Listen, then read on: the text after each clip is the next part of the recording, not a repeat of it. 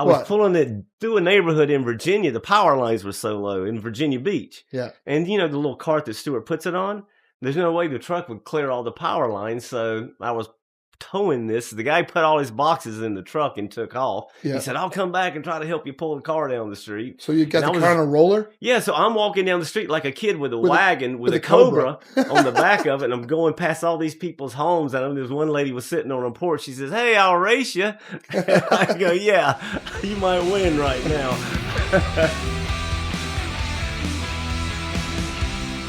Hey guys, Dave Smith, and this is the Factor 5 podcast, Solid Car Guys, and I am with one of the coolest guys in the world, Scotty Bell, aka Honeybadger.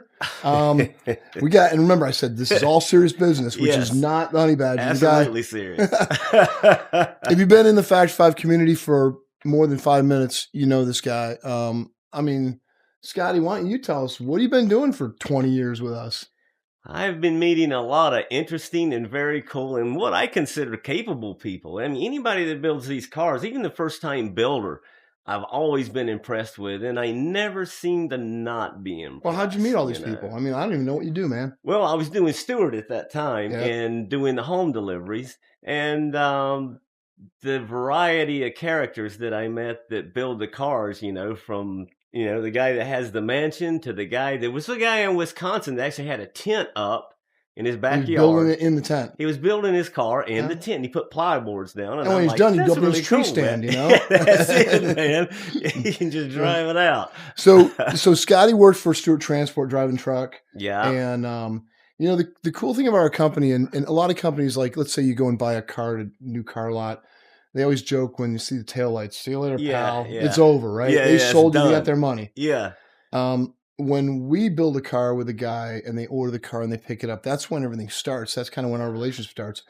And what we realized in the early days is we weren't delivering. We had truckers and Colin and I became friends. Yeah. And Stewart's been a great partner company. Scotty is our ambassador. So that Jeff Gordon decorated truck comes up, burp, burp, right, and drops off the kit. You're a hero. You're Santa Claus, right? Oh, yeah. So we're going to talk about some stories. I have some good dirt on you that's pretty funny, but man, the Badger, if you want a job done, you know, Scotty's the guy that gets it done. And why did everybody call you Honeybadger? You know, that started, I think it was Power Block TV at that time. Yep. And when we used to go there a lot. We did a lot of stuff. 8 or 9 shows with them, yeah. COVID kind of interrupted all that stuff, but we just did a show with Power Nation. Oh, it's coming out November 25th on one of our new product prototypes, yeah. So we had Pat Topolinski here maybe a month ago. Yeah, very cool, very cool. But we were there, and that Honeybadger was going around, and in between takes, the guys that did the show. Honeybadger, you mean it was a YouTube video? Yeah. And it was this Honeybadger, and it was being narrated by a guy who's colorful. Yeah. He's saying, like, Honeybadger, he don't care. Yeah. He gets, like, bitten by a cobra. Yeah, he starts eating the cobra. Out. He dies, and then he comes back later and keeps eating. He gets up and starts eating it again. So one of the guys there called me Honeybadger, and then the whole Power Block started calling me Honeybadger, and then you got a hold of it. And everybody started calling me Honeybadger. As a matter of fact, I was going up to the World of Wheels on that particular trip. And the guy calls me, and I'm sure you put him up to it, and he goes, is this the Honeybadger? And I'm going, how does he know that? Well, now you got to change your name, right? It's on your passport. Yeah, pretty much, yeah. If guys have gotten to know Scotty, here's what you know about this guy. And we've had, you know, in this industry, my hero, Dan Gurney, I got to meet and get friends with. We met so many amazing people. And you think it's all the stars and all the Hollywood, you know, the automotive elite and all that. You know, heroes come from all walks of life. And they do. If you know Scotty, you're the happiest guy I ever met, by far. Thank you. Yeah, and even when, you know, everything goes loose, you're always like, well, what can we do about it? Right? That attitude, you know? Yeah. And the Honeybadger, you don't care about nothing. He's always happy. The only time I saw you really, like, you're on the edge of losing it is you're a desert rat, right? Yeah. And you live out in north of Phoenix? Yeah. So you like the warm weather. Oh, yeah. We did a Hot Rod Magazine shoot out at the track in Vegas, but it was in like January. Yeah, and we did the Valley of Fire also. Which was not a fire valley. No, it was more like the Valley miserable of Ice. Cold. You're right, that was both times. The whole time, yeah. No, I'm sorry about that, because you were stuck outside. I walked over, and we were on the track the whole time, and you were timing. Yeah. And you're like, you had hypothermia. I was just shaking. I couldn't even hold it. You had to go back in the Badger den. Yeah. He just said, go back in the truck and warm up. And as a matter of fact, it was so cold.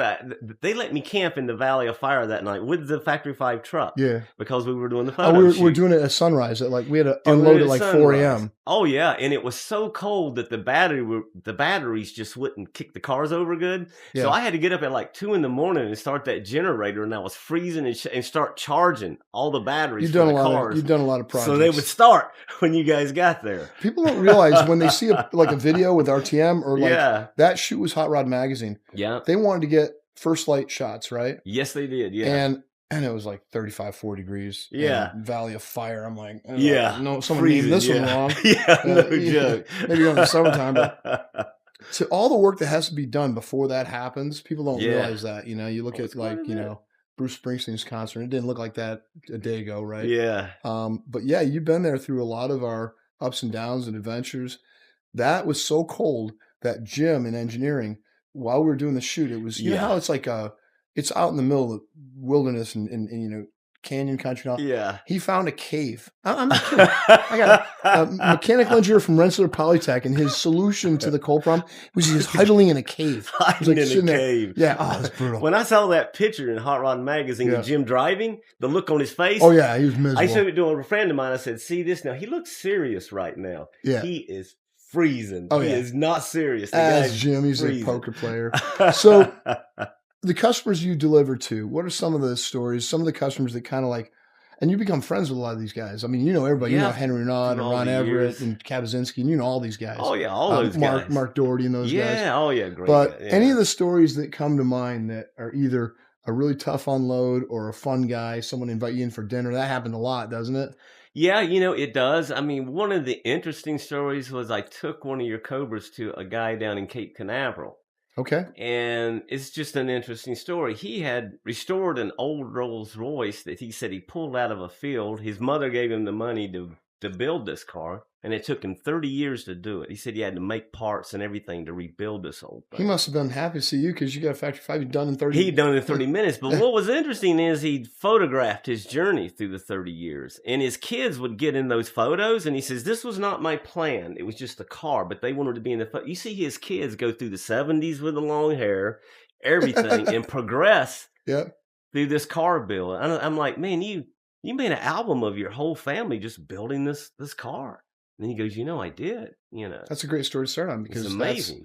That's Factory 5. These cars become part of our lives. It is. And I always say, how can you not be romantic about cars? How can you not look at Absolutely. something that becomes part of your family story, right? And one of the things I think is interesting about Factory 5, which I told many people that I delivered to, I said, Factory 5, it's like if you go to a car dealer and get a car, you're done when you drive off the lot. Factory 5, you join a family. And if you want to do things and be part of things and go to runs with people and do all that stuff, you will be doing that with Factory. If you want to be by yourself, man, you can do it. But I'm telling you, you gain a family with Factory 5. There's a lot of Factory 5 events around the country. And you do. You really do. We had Winnie Myers, Bruce Myers' wife here. Oh, and Winnie passed was away. here. I think he passed away in 2002. Yeah, I used to 2020. do some of his cars. Yeah, definitely. Yeah. The Mangster, the new one. Yeah, the Mangster, And Bruce was such a decent guy. Oh, I don't think he was a great guy. businessman. He got taken advantage of. There were some hard spots in his life. Yeah. And, and his wife's very sweet. And we had the Myers Manx National Club. They had a cruising. Cool. Yeah. Like 40 dune buggies. Some going all the way back to the 60s, right? And some of the newer ones. And after everybody left, and it was really nice. And for me, that was like, my high school years. The Myers dune buggy, absolutely. man. Yeah, it was the guy in my neighborhood had a dune buggy. $50 Volkswagen, and you're in business, right? Yeah, that's it. It was a trip down memory lane. I said to my guys, I'm like, you've been with all these customers. I have customers at SEMA. They recognize you from you dropped off the kit. Mark and Shelley were at SEMA. Yeah. And there was a customer there that you delivered my kit. Oh, yeah. Well, I told my guys after they left, I said, okay, Bruce Myers, by the way, is giant. And what he did influenced me, right? Yeah. And 50 years later, after he was building dune buggies, we got a national club with a cruising with 40 guys. Yeah. I said, how many Factory 5s are you going to have 50 years from now at a national club? It's 10,000. Yeah. What we've done is a pretty big accomplishment, but hand in hand with your work. Oh, worldwide, and it's amazing how well known you are. I mean, I actually got pulled into the scale house in Northern California above Reno. Yep.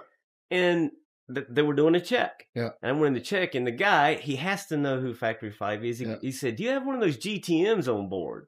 He wanted to see the GTM, and I told him, you know what? I do. It's in the nose of this thing. I can't remember where we had it. Yeah. But anytime somebody used those key words, and that's not the only time, I knew they knew who Factory 5 was. Yeah. You would not know that. It's grown a lot, though, because well, we put graphics on your truck. Yeah. On a given run, let's say you're delivering 9 kits. Yeah. And you start here. Yeah. You're going all the way to Portland. I mean, you're crossing the country, right? Yeah. So I don't remember truck driving statistics. How many people, maybe you don't know either, it's in the hundreds of thousands, maybe it's in the millions. How many people see the graphics on a truck when it goes from New York, Boston area to the West Coast? It's huge. I hundreds mean, of thousands, right? Yeah, and through LA. I mean, if you ever sit in a traffic jam in LA with all those people, man, you'll realize a lot of people reading that billboard. So they see it, and then people look it up. I've actually had people pass me in really nice sport cars, so the car people, and you could see the phone going in. I go, they are looking up to see who Factory 5 is and what Factory 5 does. You see that quite a bit. Wow. Cape Canaveral, what other pickup stories come to mind? I have a few that are real gems, but I mean, how many kits do you think you delivered? Well, 15 plus years, so a lot of kids. And when I first came here, we're mainly doing Cobras. That was it. Mm-hmm. And we would do, like, in a Stewart trailer, you could get 12 Cobras on every run. And we go 3 stack. We go 3, right? Yeah, 3 high. 12 Cobras. So that was a lot of Cobras being moved across. And you had 2 or 3 trucks doing it. Yeah. So I had a customer pick up, and this is in the 97. Yeah. And I know your last name, Mike. I'll save you from the embarrassment. No, it wasn't embarrassing. He shows up in a panel van. And I'm like, you're here to pick up your car. Yeah. And I'm like, well, where are you going to put it? You got a trailer or something? He goes, oh, we're going to put it on top. And he has it's like a ski rack, it looks like it'll hold 100 pounds. Yeah. I'm like, it's 97. Yeah. My brother and I didn't have in mind. We're like, all right. We put on top. It looked like a Cobra exterminator. The van. All the boxes fit in. He made it. But what are give me an odd story of a pickup, or maybe a fun one. Maybe one of the inspiring ones. Being that you said that kind of reminds me. There was a guy that showed up with a boat trailer. And we put the frame in the body. Did it have the rails on it that it runs up on? Yeah, and he had fixed it up a little bit. Yeah.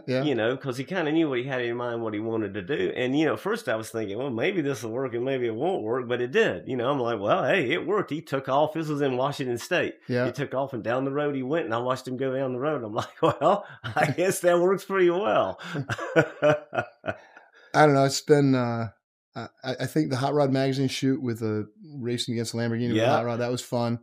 You've been on a lot of the RTM stuff. You were on some of their shows, because weren't you part of the crew building the Mark IV when we first came out with it? When we did the Mark IV against the original car, were you there? I think you were driving. I'm not sure. I was on the show with Jim. Yeah. There whenever we did the Cobra thing versus an original Cobra, the guy in North Carolina borrow his. Yeah, had white one. Yeah, the white one down there. Yeah, that Cobra was painted by George Barris. Yeah, it was painted by George Barris. And this is funny because you never know. Still waters run deep in this kind of stuff, because I looked at the original Cobra, and his name was Jim and Jim Maxwell. Yeah, and the car, God, the paint looked like crap. Well, and I went over to Jim, and I'm looking at the paint, and it was like a really bad metallic white, right? Yeah. And then he tells me the story behind it. And first of all, it's original paint. Well, it was a second paint job. The car came from Britain. Shelby modified it. It was painted by George Barris. Yeah. It was his first metallic paint job. And he went to maybe what's in San Francisco, they got the waterfront area. Yeah. He bought all this shells with mother of pearl. And he hand ground all this mother of pearl and added it to the paint. And so it was a little clumpy, but it was really cool, man. It was like really a part of history, right? Yeah, and he had autographed the dash. Yeah. Yeah, that's right. Yeah, I think it was a glove box or something. Yeah, you let it down. And he said, that's why I won't repaint the car. He said, George Barris painted this. He said, I never want to paint it, which I understand. I guess you don't paint over a Picasso, huh? Yeah, kind of a crappy Picasso, just saying. Let's just touch it up a little bit. Yeah, but, all the SEMA trips that's you delivered the mail, and you got the truck into the port, which is what mattered, right? And I remember the one we did, it was just me and you. We did the Pomona Hot Rod Nationals that year. Do you remember that? Yeah. When I stepped in there between that and my legs, I thought I broke my leg, and it just immediately swelled up. I mean, what's the name of that show? It's the Pomona Hot Rod Nationals. Right. They have the America's Most Beautiful Hot Rod. Yeah. Right. And every year it's in January, I think, 3rd week of January. And we got nice. But yeah, we had added some rails to the top of the truck. Yeah. And basically, with the Cobra, sometimes the wheels, you can run off. We have basically 2 tracks on the top of our big rig. And so we added just a bar on the inside. So there's a space about that big. So I don't think OSHA checked on that. Yeah. Oh. I was directing you out. I'm backing out. And Honeybadger just went down. And your leg went between those 2 bars and your body went that way. Yeah. I'll tell you what. No, you getting banged up a lot. Yeah. Well, that's in Vegas before SEMA, you were running ATVs. Yeah, with Jim and everybody, the whole Factory 5 crew, and then I ended Jim up called me. He said, mine. "He goes, I don't know if the Badger's all right, man. I think he might die." I'm like, "What happened? He's in the hospital." He goes, "No, he just went back to the hotel room." Yeah, I just went back to the hotel room. You were in the hotel room for like 3 days. Yeah, man, my leg was all cut open and everything. I had to get the thing to heal up before I could even walk around. Well, they have places where you can go to see stuff like that. Well, I can be hard-headed sometimes, Yeah. You just always get the job done, and you do it with a smile.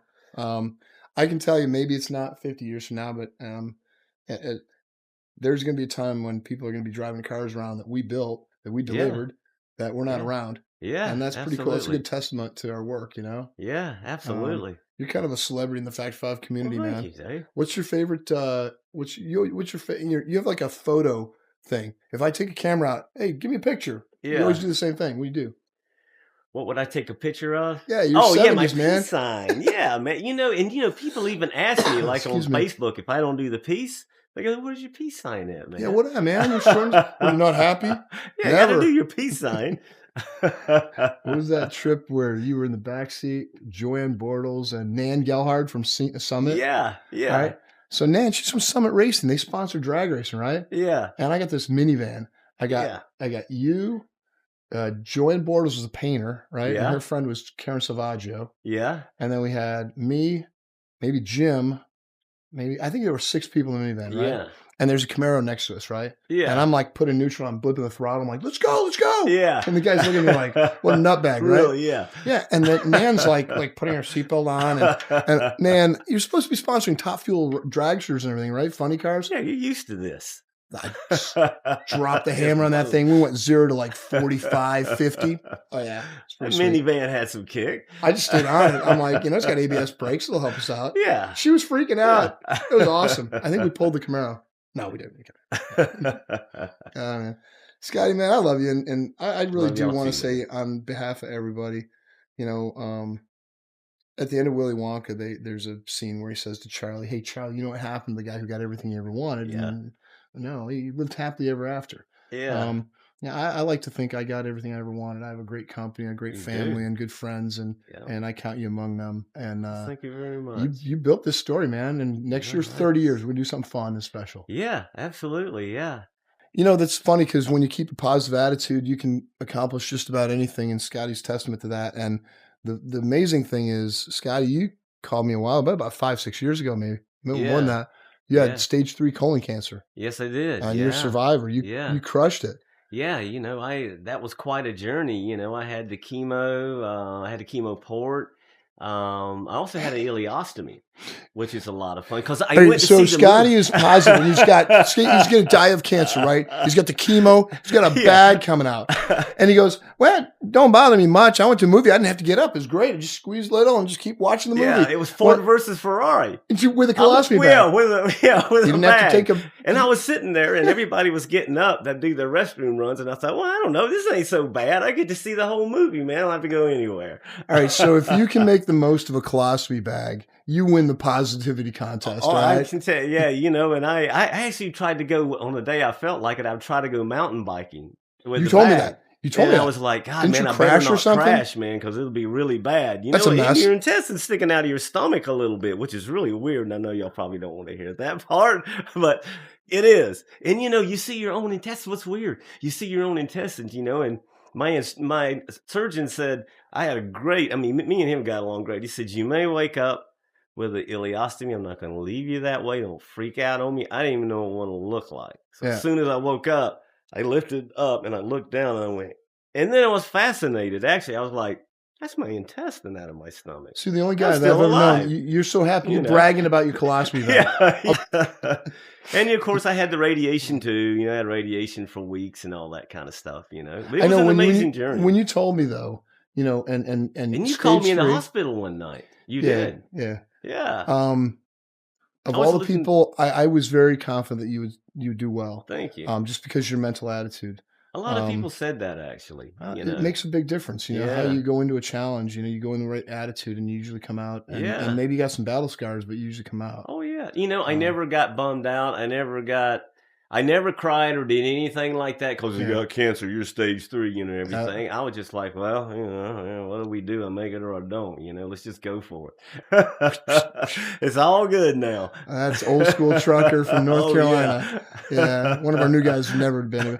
No, it was a whole different. But it helped me out a lot because Nicole was diagnosed at 28 years old. I was so surprised when I heard that. And you and her had talked and connected. We did, yeah. And we did. A lot of people in the Fact 5 community, and you talk about a community, and it's. You know who your friends are when bad things happen and people just come out of the woodwork and they're like, hey, I can help. That happened with Nicole and our family. Just tremendous amount of support. And you got a lot of support. Yeah. It was, at first I didn't say anything too much about it because I didn't want to bum anybody out. I'm like, this is my right. I'll just deal with it best I can, Did you find out real quick that you share it and people want to help? Yeah. Absolutely, and it is quite a journey. The weirdest thing for me, I think, was the first time I ever went into the oncologist's office, and then they give you like a tour, and they walk you in, and then you see all these chairs that the people sit in. Oh, where they do the chemo? While they're doing chemo, That's pretty nasty stuff. And you go, wow, man, you're just looking at all these chairs, and I'm going, man, this is real now. Until that moment, it doesn't seem real, and then you look at that, and you go, yeah, this is real, So you got to do your 3 hours in the chair. Right. Well, and I called it my rocket fuel. Was it every other week? Oh, rocket fuel. It's kind of the opposite of that. Yeah, they'd plug it in. And then I actually had to wear, I don't know if Nicole had to do, I had to wear like a reservoir home. And for 48 hours, you have to wear the thing. Yeah, see, she had to do that also. Oh, okay. Yeah. And you had to sleep with the thing. Yeah. Which is weird. You sleep with the thing. I mean, everything. It was really weird because when I got out of college, one of the jobs I had was I was a QC inspector at a drug company, pharmaceutical company, Smith & Nephews, a British company, and we made fluorouracil. Yeah. And Nicole, one of the drugs that she was on was, you probably had FU, 5-FU. Yeah. I thought it was the worst name for a drug. I thought it was rocket fuel, but Yeah, but I'm like, when I was making it, I'm right out of college. I'm like, we're compounding, and the signs are like 5-FU. I'm like, not a very good name for a drug, Like, yeah. But they take a uracil, which is used in RNA replication, and the uracil has I think it's either a fluoride, molecule attached to a poison pill. So basically, the cells that reproduce the fastest use the most uracil. The uracil is tagged with this poison, so your hair is tough because it grows fast. Skin cells. But the cancer cells are greedy little bastards. They grow 10 times faster than body cells, so they gobble up all the the poison. And that's, so you're kind of hoping that you kill most of them before the rest of you die. Right. One of my friends explained it like, he says, they try to poison you to death and they hope the cancer dies first before you die. Yeah. That's basically what they do. And it turns out you're tougher. I made it. And thanks for helping Nicole, because our whole family was with her on that journey. She's doing great. I was like, I couldn't believe that when I heard that, because usually you think of people older messing with stuff like that. But you know what? When I was in there was a young girl that came in there. I'm going to say 18 or 19 years old. Yeah. They were giving her the tours. I mean, excuse me, I was already in the chair, and I thought, God, man, that's a bummer, man. She's that young and she has to go through this stuff. With Nicole, I mean, what changed? I mean, you changed your diet completely, right? Wasn't there those guys just doing that trip across the country with their cobras for some sort of cancer thing? John out of Florida. Yeah. Great guy. Yeah. John Phillips is the guy that he had some vacation or driving school that was canceled, and he had the vacation time, and he's a federal court judge, and he built a Mark I Cobra back in like 97. Yeah. And he calls me on one of those cell phones back in the day, and he's like, we're on that. And I'm like, no, man, where you at? I'm like, you need a part or something? He goes, no, Dave, on top of, he made it to the top of Pikes Peak. I'm like, awesome. Yeah. But John helped because I think a friend of his, and he raised some money for that and for CF, and But yeah, I mean, colon cancer, I think, there's so much in the community of people who have shared experiences and they share knows. I know Nicole gives me a dirty look every time I eat some bad food because she's like, you got to eat healthy, Dad. So now I got it. But yeah, I mean, look, you came out of it unscathed and we're really happy for that. So I actually delivered one of the cars I was covering for Stewart and up in Northern California. It was a coupe and it was an old guy. And he was going through cancer or starting cancer. He knew something he had to do. And he wanted to build the car to take his mind off what his journey was about to be. And he had a big garage where he had restored. He had an old Durant in there that he had restored. And him and his wife went on their honeymoon in that old Durant. It's like a 1920s or 30s. That wasn't Stu, car. Was it? Was his name Stu Gunderson? It could be. I think Stu. He's up in Northern Cal, up there, up above Sacramento. He built a coupe and then he wrecked it at Portland International Raceway, like spectacularly. Yeah. And then COVID came. And there was like this shutdown, and he goes, well, what if I just drive out? He drove his camper out with a trailer and picked up a new chassis and rebuilt his car. Oh, yeah. That's awesome. I got a picture on the showroom. Yeah. So where are you going now? You flying back home? Yeah, flying back home. So wait a minute. I saw you like a month ago. Yeah. I just realized you came out. When you came out here a month ago, where did you go? You took the 2-car trailer. Yeah, we went down to Logano's. Yep, picked up Logano's truck. Yeah. And his drift truck. Yeah. No, wait. Well, Kelly got the drift truck. Right, okay, so you got the big XTF. The XTF. Right. And then where'd you go from there? I went to Vegas from there. All right, to SEMA? Yeah. Did you work the show? I mean, I saw you, but I was only there for a day you and a half. had mentioned that, but you had so many great, capable people in all the booths that really had all the good tech questions down. I was like, lots of times I can see Jim over there when somebody's asking me a question. He's almost like holding his breath, and I go, you want to talk to that guy right there? So I thought I'd save Jim the embarrassment of trying to go. All right, you had to go beat up some ATVs? Yeah. And then you drove back. You had to go down south to Logano's first then to drop off his truck. Yeah. Right, so he's got his truck and that's all put together. Yeah, it's back and all good to go. So what do you got on the plate for the Badger the end of the year? What do you got left to do? I don't know. You've been going, how come I look on Facebook and you're at every motorcycle museum, dirt bike museum, a track event, air show? You're like living the life of Riley. How's that working out? I traveled with some people sport car racing all summer, and we did all the tracks. It's somebody that wanted to do all the tracks on the East Coast. Yeah. And were you driving for them or just flying and tagging along? Kind of doing some driving, but just kind of playing and just hanging out with everybody. And well, we did like Road America. We did Watkins Glen. We did Mid Ohio. Yeah. There's a track down in New Orleans that I wasn't aware of called NOLA. We were when the storm was coming in. We were in. Did you go to Barber? Because you were in the museum. And we were at Barber, which is an absolutely amazing it's museum. Been on my bucket. It's the best in the world. It's the best in the world. It is the best motorcycle museum. You will spend a day there. Yeah, you will spend a day there. And just to see what the guy accomplished and did is absolutely fascinating. And there was a Daytona coupe there. Factory 5 Daytona coupe there. I was like looking downstairs and I'm like, that's a Factory 5. I gotta take a picture of that. Out of all the motorcycles and everything, I gotta take a picture of that Factory 5 down there. Oh man. Which is a fun car to drive. Absolutely awesome car. Any ideas you got for our 30th? Let me know about them. But I just want to say thanks for coming out and driving. And guys, thank you, man. This is always so fun. You know what I love about the people are so fun. What is the Alabama song about? Bring it down Alabama? The line. No. It's send it on down the line. Here's to the factory workers, the truck drivers who are getting it done. Oh yeah. Story about the story of America. It's like it is. All the luminaries get all the press, and then behind the scenes, there's a lot of heavy lifting being done. There is. The American work. I mean, think about it. You've delivered thousands of Cobras to customers all over the country. A lot of happy people that were. It's a lot of hard work, though. It's a lot of late nights. It's a lot of pulling off the highway, and sometimes you can't get to the house. You have to pull their car on a trailer for a couple of blocks because you can't fit in. They don't realize you got a semi truck to deliver it. Yeah, so you have to. I got a customer. I did. I was pulling it through a neighborhood in Virginia. The power lines were so low in Virginia Beach. Yeah, and the little cart that Stewart puts it on. There's no way the truck would clear all the power lines, so I was towing this. The guy put all his boxes in the truck and took off. Yeah. He said, I'll come back and try to help you pull the car down the street. So you got the car on a roller? Yeah, so I'm walking down the street like a kid with a wagon with a cobra on the back of it, and I'm going past all these people's homes, and there's one lady was sitting on her porch. She says, hey, I'll race you. I go, yeah, you might win right now.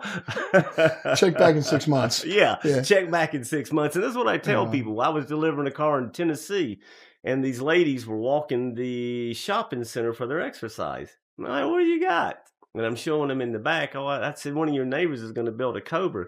And they were looking at just the parts and everything. And they go, well, that's it? And I go, believe me, when it's done, you tell them you want to see it. And as a matter of fact, I had to move some boxes in Ohio. I had to set the cars out in a shopping center. And this guy drives up with his kids. And he says, I always told my kids that you could build a car out of a box, and they didn't believe me. And there it is. That's right. That's it, man. So right there in front of you. And a nice car. Times. Yeah, that's right. An heirloom. Yeah, absolutely. And that's what amazes me. All the cars turn out so good, even the first-time builders. It's like you see them later, and you look at the car, and you go, wow, man, your first time? They go, yeah, I didn't know anything. And some of these guys would tell me they went to the build school, which really, really gave them some... feel good about what they're going to do. Yeah, it's like learning curve. You already went through it once, Yeah. It's like doing a couple of touch and go landings with an instructor before you try it by yourself. Yeah. I have some confidence going now. I can do Mine would be touch and not go because I just crash. Yeah. Got the second half.